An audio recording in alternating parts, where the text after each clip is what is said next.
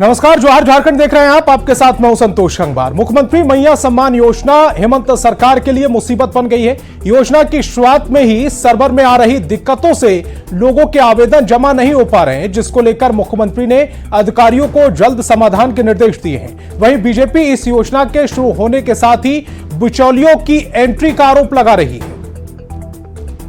चुनावी साल में सम्मान वाली चाल।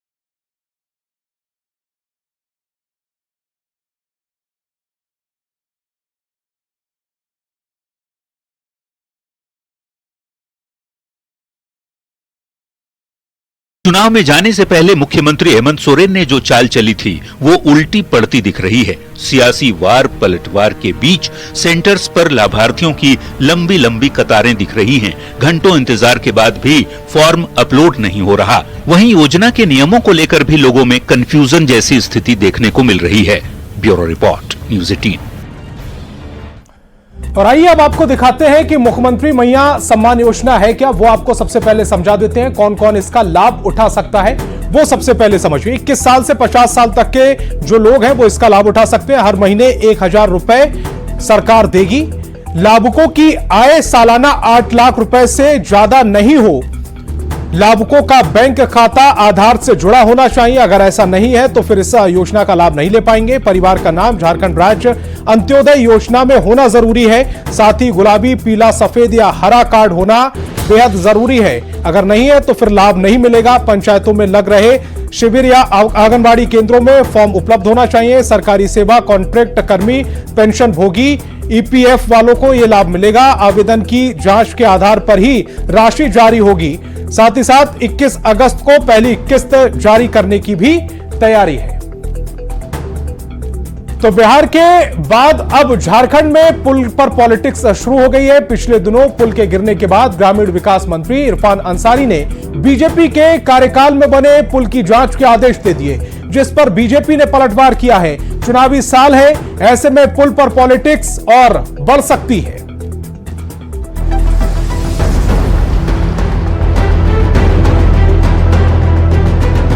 पुल गिरने के लिए बदनाम बिहार के साथ अब झारखंड का भी नाम जुड़ गया है। हाल के दिनों में भारी बारिश के बाद झारखंड में एक के बाद एक कई पुल धराशायी हो गए, जिसके बाद पुल की गुणवत्ता पर सवाल उठने लगे। इस पर सियासत भी शुरू हो गई। ग्रामीण विकास मंत्री इरफान अंसारी ने बीजेपी के कार्यकाल में बने सभी पुलों की जांच के आदेश दे दिए, जिसमें 3 अगस्त को बोकारो में धराशायी हुआ पुल भी शामिल है, जो 13 साल पहले बना था। बीजेपी के शासन में उनकी सरकार में जितने भी पुल का आवंटन हुआ और जो निविदा प्रक्रिया जो हुई, पुल ढह गया, इसकी विस्तृत जांच मैं करा रहा हूं। आज ही मैंने निर्देश दिया है विभाग को कि सारा फाइल भाजपा के शासनकाल में जितने भी पुल बने उनका डिटेल हमको दीजिए आप। इरफान अंसारी ने कहा कि राज्य में पुलों की गुणवत्ता से कोई समझौता नहीं होगा और जांच में दोषी पाए जाने वाले ठेकेदार और अधिकारियों पर कार्रवाई होगी।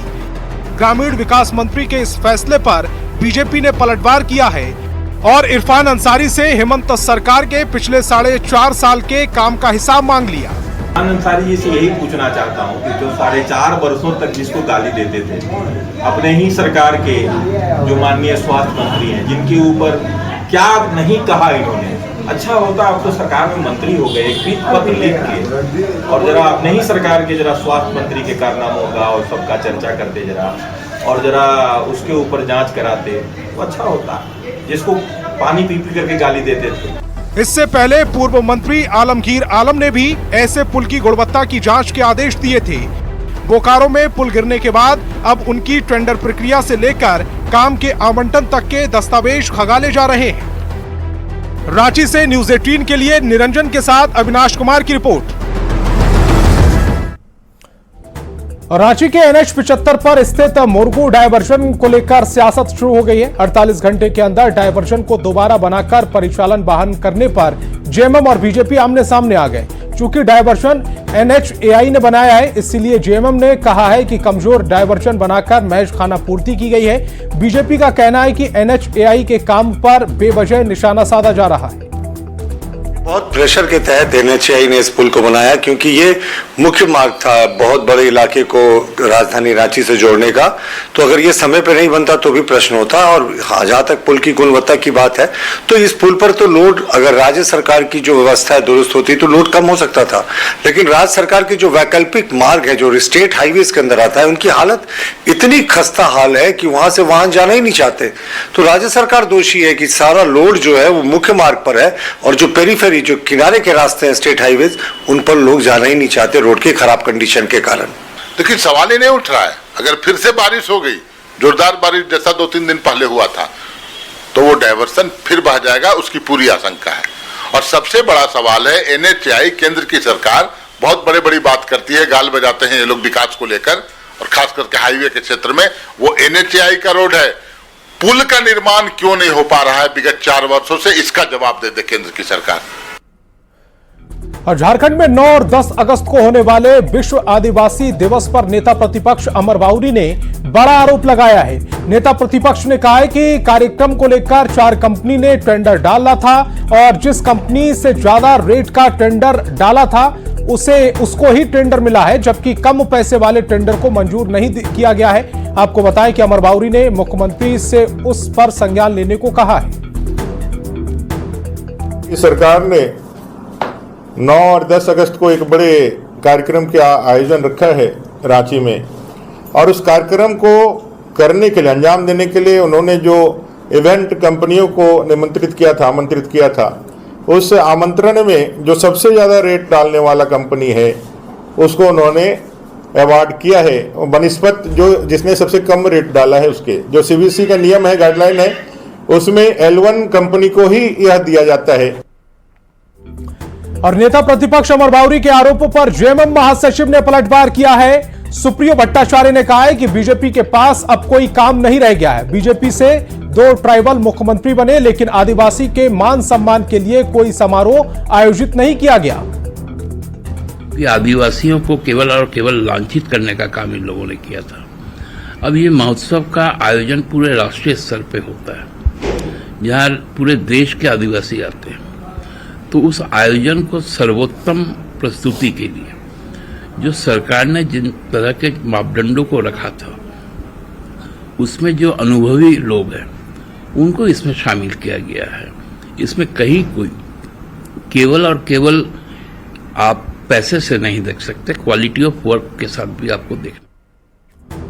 सीएम हेमंत सोरेन ने सिदो कानो कृषि और वनोपज राज्य सहकारी संघ के साथ बैठक की। बैठक में कृषि, पशुपालन और सहकारिता मंत्री दीपिका पांडे सिंह मौजूद रहीं।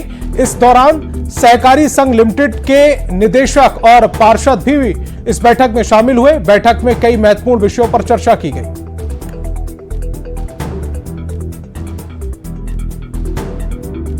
ये बहुत महत्वपूर्ण बैठक थी, और जिसकी अध्यक्षता खुद मुख्यमंत्री जी ने किया, और ऑलमोस्ट 1 साल के बाद ये बैठक हो रही थी। और कोऑपरेटिव्स के माध्यम से फेडरेशन जो बना है उसके माध्यम से कैसे किसानों को और वन उपज जो हो रहे हैं झारखंड में, उससे कैसे यहाँ के लोगों को सशक्त किया जाए, उस पर विस्तार से चर्चा हुई। हजारीबाग में आयरन प्लांट में जोरदार धमाका हुआ है, जिसमें एक मजदूर की मौत हो गई है, जबकि 7 मजदूर घायल हैं, जिनमें से कई की हालत गंभीर बताई जा रही है। उन्हें रांची रेफर कर दिया गया है। बताया जा रहा है कि फैक्ट्री का बॉयलर ब्लास्ट हुआ। घटना के बाद स्वास्थ्य मंत्री बन्ना गुप्ता और अधिकारियों ने मौके पर पहुंचकर जायजा लिया।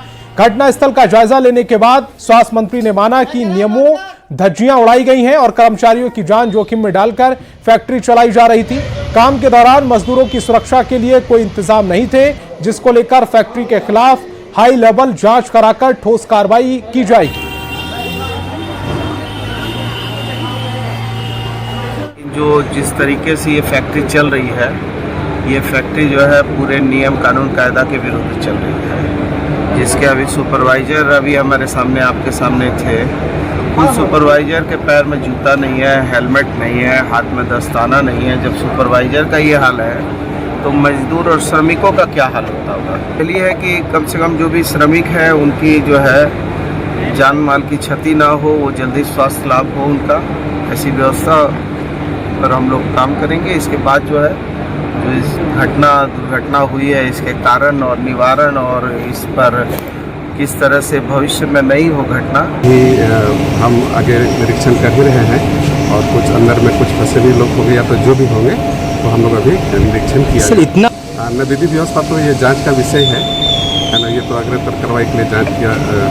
हायर सेंटर में राजू कुमार, राजेश कुमार, शैलेश कुमार, रामदेव यादव और जितेंद्र कुमार जो था डेथ हो गया है।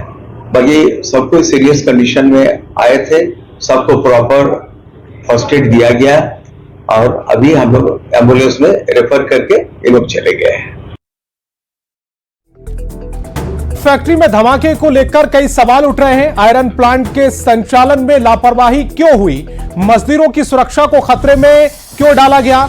प्लांट में सुरक्षा के पुख्ता इंतजाम क्यों नहीं थे? ये तमाम सवाल है। आयरन प्लांट के संचालन में लापरवाही क्यों बरती गई? मजदूरों की सुरक्षा को खतरे में क्यों डाला गया? क्यों नियमों के इधर ये संचालन किया जा रहा था? प्लांट में सुरक्षा के पुख्ता इंतजाम क्यों नहीं थे? ये तमाम सवाल अब उठ रहे हैं। रांची के कांके थाना क्षेत्र में राजेश मुंडा हत्याकांड में पुलिस ने खुलासा करते हुए मुख्य आरोपी सौरभ कुमार को गिरफ्तार किया। पुलिस ने बताया कि जमीन के टुकड़े को लेकर विवाद था, जिसमें राजेश मुंडा की गोली मारकर हत्या कर दी गई। आपको बताएं कि पुलिस और आरोपियों की तलाश में छापेमारी कर रही है। अनुसंधान के बाद ये खुलासा हुआ कि एक सौरभ कुमार सिंह नाम का लड़का है जिसने ये घटना गोलीबारी की है। सौरभ कुमार सिंह को गिरफ्तार किया गया। गिरफ्तार के बाद जो है गहराई से छानबीन किया गया, उससे पूछताछ किया गया तो इंट्रोगेशन में उसने खुलासा किया कि हाँ उसने स्वयं ही इससे गोली मारी है। उसकी निशानदेही पर जिस पिस्टल से गोली मारी गई थी वो पिस्टल और मैगजीन बरामद हो गई। राजधानी रांची को जाम से छुटकारा दिलाने के लिए SQRT टीम का गठन किया गया है। आपको बताएं कि कुल 18 पुलिसकर्मी हैं और जिनको 10 मोटरसाइकिल दी गई हैं। टीम शहर के अलग अलग इलाकों में घूमेगी और जाम से निजात दिलाएगी और रूल फॉलो ना करने वालों का चालान काटेगी। रांची रेंज के DIG और SSP ने हरी झंडी दिखाकर SQRT टीम को रवाना किया। बनाई हैं जो ट्रैफिक पुलिस को दी गई हैं ये, और इनमें टोटल 18 बेसिकली पुलिसकर्मी और जो होमगार्ड हैं वो प्रतिनियुक्त हैं। ये जो 10 मोटरसाइकिल हैं ये 2 काम शहर में करेंगी। एक तो ये हमेशा इनके अलग अलग एरिया डिसाइड कर दिए गए हैं। ये शहर में ट्रैफिक को जाम से मुक्त कराने के लिए लगातार भ्रमण करेंगी। जहाँ पर भी गलत जगह पर गाड़ियाँ खड़ी होती हैं नो पार्किंग एरिया में, रांची में जाम की समस्या का एक मुख्य कारण है कि नो पार्किंग एरिया में रास्ते में 4 व्हीलर या 2 व्हीलर का खड़ा किया जाना। और जमशेदपुर में मानगो के लोगों को जाम से निजात दिलाने के लिए स्थानीय लोग सड़क पर उतरे हैं। इस दौरान ट्रैफिक DSP, पूर्व DIG समेत कई लोगों ने मानगो पुल के साथ साथ मानगो चौक का निरीक्षण किया। मौके से ज्यादा जानकारी दे रहे हैं न्यूज़ 18 संवाददाता आशीष तिवारी।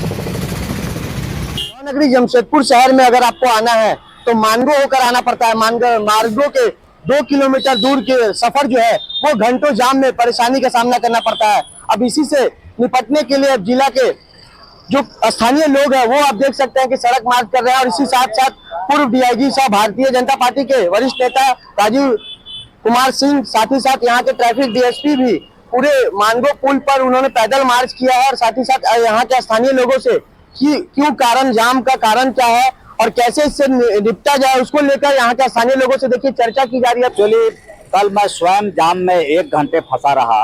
इसके बाद हमको लगा कि यहाँ के प्रबुद्ध नागरिकों के साथ और ट्रैफिक पुलिस के साथ इस समस्या को समझा जाए, क्योंकि देखिए फ्लाईओवर बनना है, ये सपना 2 साल से चल रहा है, लेकिन फ्लाईओवर बनने में भी 4 साल लग जाती है। परेशानी है, मान लीजिए अभी आप निकल के जा रहे हैं साइड पे काम करने के लिए, 1 घंटा 1.5 घंटा तो ये पुलिया पर लग जाता है। पहले कम था, बहुत ज्यादा हो गया है। सुबह में 10 बजे के बाद आप जा ही नहीं सकते, 12 बजे के बाद एक आध घंटा के लिए कम होता है, फिर वही हाल हो जाता है। हालांकि अब स्थानीय लोगों ने साफ तौर पर कहा कि जिले के उपायुक्त और एसएसपी को एसी केबिन से निकलकर सड़क पर उतरना चाहिए और जल्द से जल्द जो ये मुद्दे उठ रहे हैं उसको जल्द से जल्द निपटारा करना चाहिए, जिससे लाखों लोगों को जो जाम की परेशानी रोजाना झेलने पड़ती थी उससे निजात मिल सके। न्यूज 18 के लिए जमशेदपुर से आशीष कुमार तिवारी। और झारखंड में सीजीएल का एग्जाम समय पर नहीं होने से सीजीएल के छात्र हेमंत सरकार से काफी नाराज हैं। सीजीएल अभ्यर्थियों का कहना है कि सीजीएल कैलेंडर में कई बार फेरबदल हो चुका है, तारीख पर तारीख दी जा रही है लेकिन समय पर परीक्षा नहीं ली जा रही। छात्रों का कहना है कि सरकार हमें तंग करना बंद कर दे वरना हेमंत सरकार को उखाड़ फेंकेंगे। और यदि सीजीएल का एग्जाम नहीं ले रही है तो वोट बैंक बनाना बंद करो। पिछली सरकार को भी हम लोगों ने रुखाड़ के फेंक दिया था, माननीय सिटिंग चीफ मिनिस्टर रघुवर दास। तो क्या हो सकती है सुन लो। और अगस्त का 3rd वीक में एग्जाम है, ऑन द एग्जाम लो, ऑन द डेट एग्जाम लो और फेयर एग्जाम लो। डोगी ड्रामा नहीं चलेगा झारखंड में। अब झारखंड जाग चुका है सीजीएल का। और हमारे सीएम जी एक टिप्पणी नहीं खोलते हैं सीजीएल के। क्या ऐसा डीएम सीएम बना रहे हैं हम लोग को, क्या बना रहे हैं? और लोग योजना पे योजना, लोग 5 लाख तो जॉब नहीं दे पाए और बोलते घर में 1 लाख फैमिली को देंगे। वो पैसा ना दे, हम लोग को जॉब दे। हम लोग फैमिली से 5 फैमिली में किसी को पेंशन भी ना दे, किसी को मैया बबुआ कोई नहीं चाहिए।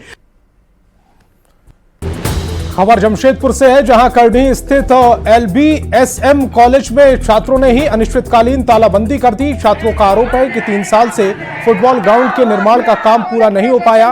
कॉलेज में गंदगी का अंबार है और शौचालय की भी व्यवस्था ठीक नहीं है। छात्रों का कहना है कि जब तक उनकी मांगों को पूरा नहीं किया जाता, इन सारी समस्याओं का निराकरण नहीं होता, तब तक उनका आंदोलन जारी रहेगा। ये है कि कॉलेज में कई सालों से मैदान की मांग को लेकर, जब से मैदान बनने की प्रक्रिया चल रही है तब से मैदान अधूरी रही है।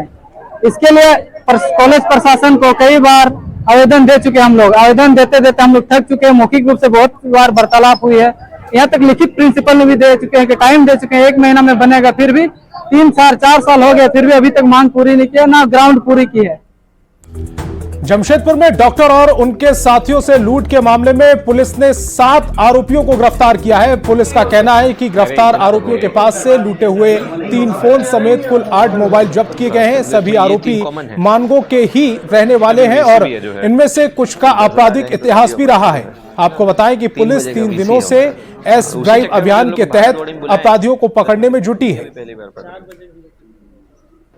तो उसी से क्रम में उन लोगों से पता लगा कि इन लोग के तार जो हैं, बुड़ाम थाना में भी कुछ दिन पहले एक घटना सभी के प्रकाश में आई थी, जिसमें कि डॉक्टर्स के साथ डिमना लेक के पास पैसे छीनने की और उनको थोड़ा बहुत शायद मारने पीटने की घटना का अंजाम दिया गया था। तो ये कॉमन लिंक्स निकले इसमें। तो उसमें अनुसंधान के क्रम में एक एक करके लोगों को गिरफ्तार करते गए और कुल मिलाकर के इसमें 7 लोगों की गिरफ्तारी हुई। और झारखंड में 80 लाख सरकारी राशन के हकदार परिवार परेशान हैं। ये परेशानी राज्य में राशन वितरण को लेकर है। जन वितरण प्रणाली के तहत बंटने वाला राशन लाभुकों को समय पर नहीं मिल पा रहा। हालात ये है कि साल 2024 में भी साल 2023 के बकाया राशन का भुगतान विभाग कर रही है। इस मुद्दे पर फेयर प्राइस लीडर्स एसोसिएशन का मानना है कि अगर राज्य सरकार अपनी घोषणा के अनुरूप राशन का वितरण करे तो लाभुकों या पीडीएस दुकानदारों को कोई परेशानी नहीं होगी। तो नहीं है, अभी तो कॉन्ट्रैक्ट हो रही है। अच्छा। अब कब देंगे कब देगा उसको हम नहीं जाने हैं। मगर तो हम लोग तो आ गए हैं गोदाम में, भैया से मिल गए हैं हम लोग। अब गरीब अब दिन है, ठेला कभी चलता है कभी नहीं चलता है। कार्ड की बात है तो ग्रीन कार्ड बहुत ज़्यादा बैकलॉग जा रही है। इससे पिछले महीने में हम लोग माह सितंबर का 2023 के सितंबर माह का राशन बांटे, ग्रीन कार्ड का चावल दिए हैं।